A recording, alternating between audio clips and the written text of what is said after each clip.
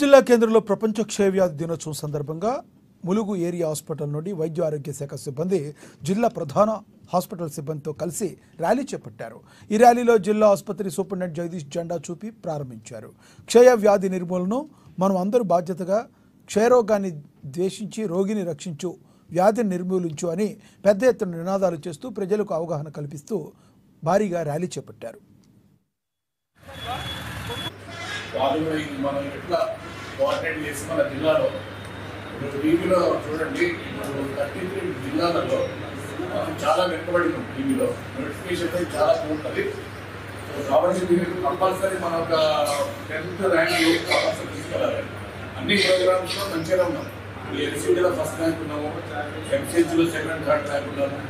ఇంకా వేరే ప్రోగ్రామ్స్ కూడా మంచిగా ఉన్నాయి. ఒక టీవీ మాత్రం వెనుకబడింది కాబట్టి దీన్ని కూడా మనం కష్టపడి పనిచేస్తే దాన్ని 10th లోపు తీసుకునే అవకాశం ఉంటుంది.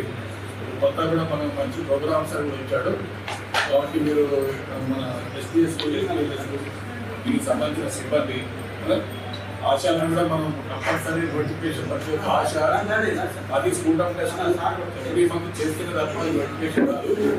సో కాబట్టి కంపల్సరీ మనందరం కలిసిగా పనిచేసుకుని కంప్లీట్గా ఎరాడికేట్ టీబీ ఐడెంటిఫై చేస్తే దానికి సంబంధించిన డ్రగ్స్ అనేది ఇస్తే దాన్ని కంప్లీట్గా నయం చేయవచ్చు. దాన్ని ఎవ్రీ మంత్ వాళ్ళకు 500 రూపీస్ కూడా అకౌంట్లో పడతాయి కాబట్టి.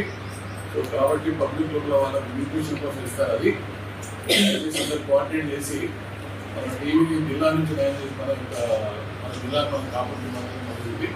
సో దాని మీద మనకి ఇప్పుడు జగదీష్ సార్ మాట్లాడతారు.